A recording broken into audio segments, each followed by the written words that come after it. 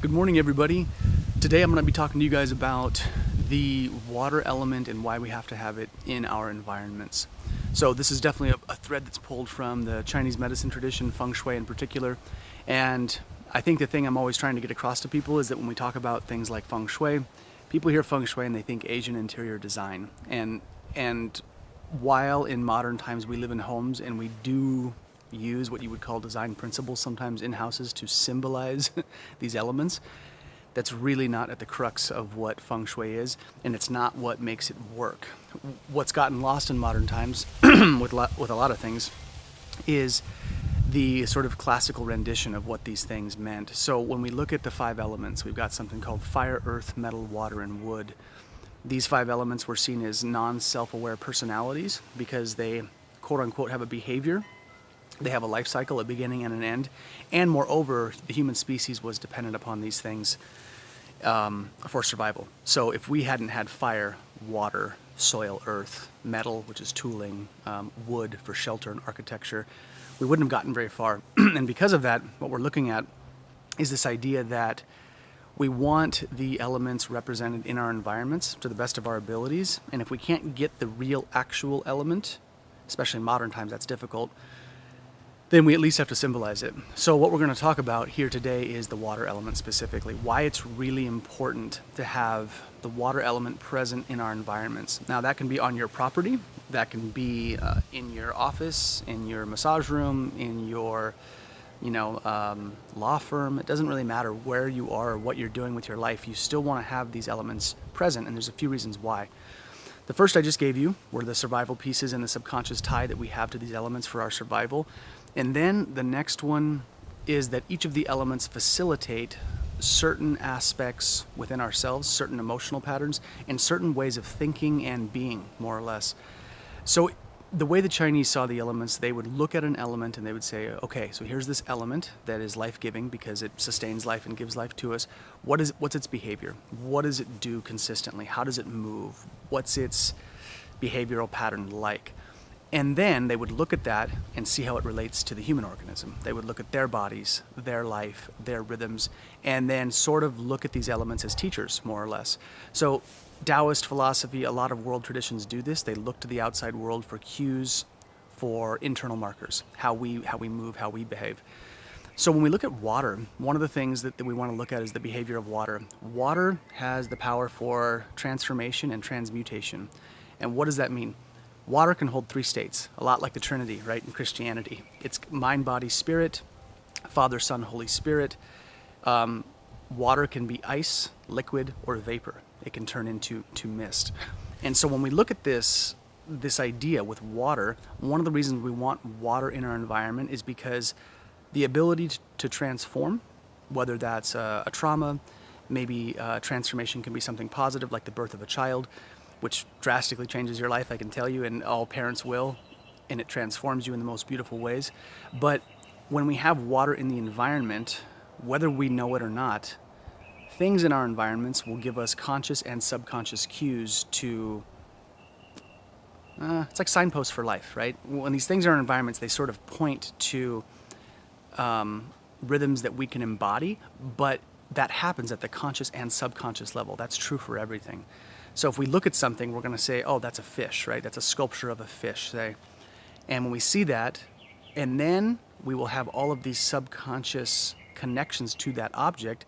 Maybe we fished with our parents or our dad as a kid. Maybe we ate a lot of fish when we were younger at camp and had very positive associations or negative associations. And that's the subconscious piece. It's the stuff that we don't think about right away.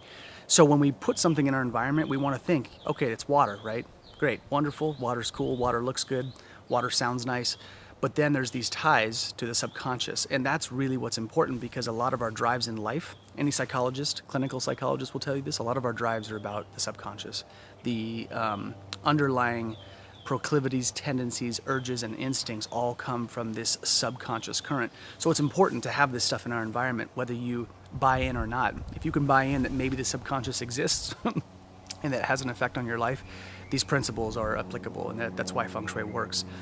So we want water, right? This idea, if we have water in the environment, it points to this idea or this capacity to transform and transmute, to go from state to state. This is true for all of us. All human beings go through some kind of transformation in their life, some positive, some negative. And we all have to take energy and become adaptable. That's another key attribute to water. Water is highly adaptable. Bruce Lee has that beautiful quote, which you can find online, and I'm going to butcher it, but what he talks about, it's a quote from an interview that he recited actually in a movie as well. And he said, "Be like water, my friend. If you pour water into a cup, it becomes the cup. If you pour it into a teapot, it becomes the teapot, excuse me. Water can flow, it can crash. So, be like water, my friend. It can do many things. So water's highly adaptable. Water is heavy, right? It can move over, rocks. It can seep into soil. It can permeate. It does a lot of really cool things. Whatever channel that the water has to go through, it takes on that shape. And if you think of that as a metaphor, people might be like, oh, that's just New Age horseshit, Gray. That's just, be like water.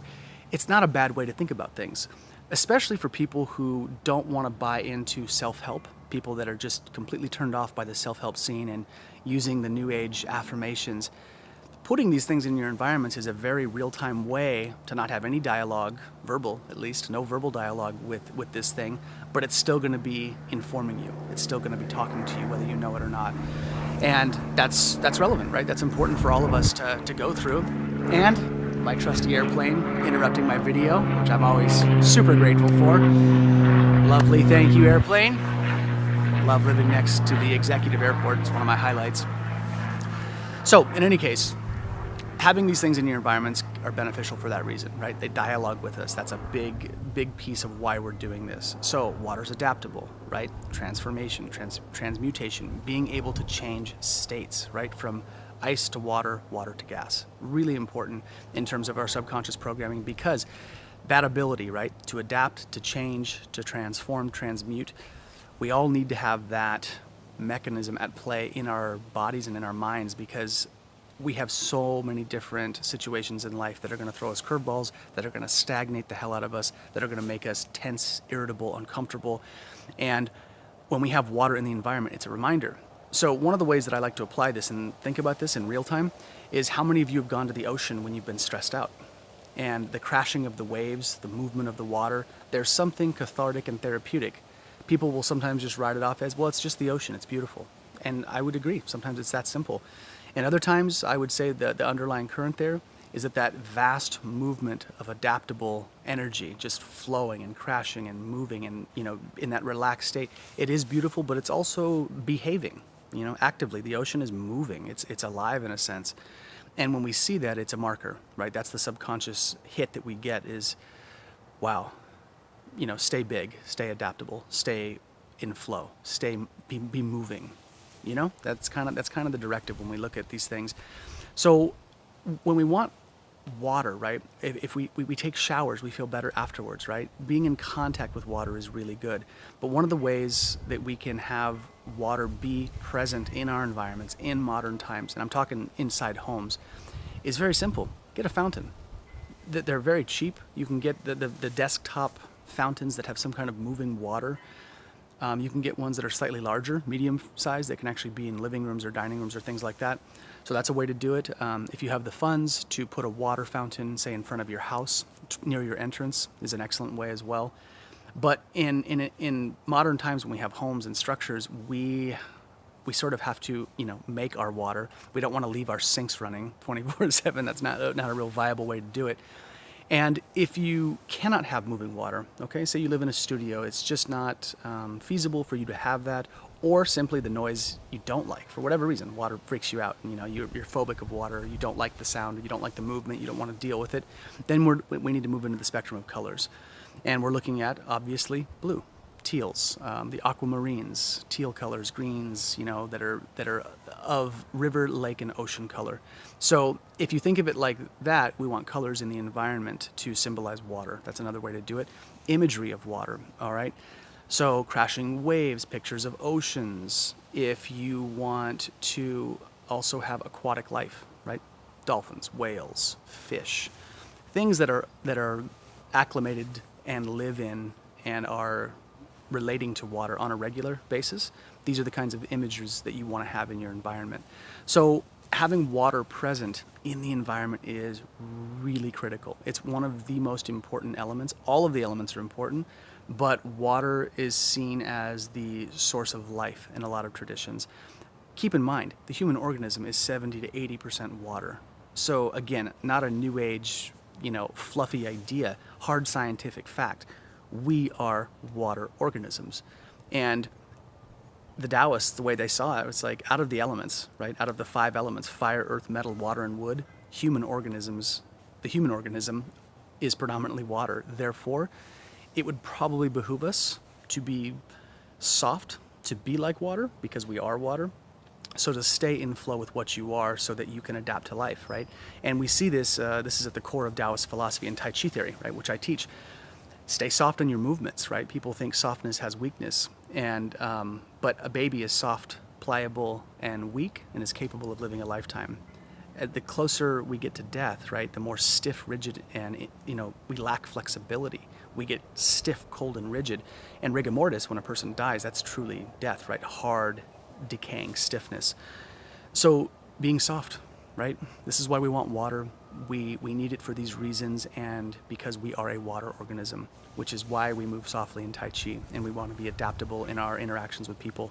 So by having water present in your environment through the actual element, through water fountains, circulating water, or through imagery, symbolism, and color, both work. I say do both. If you can get both, go for it.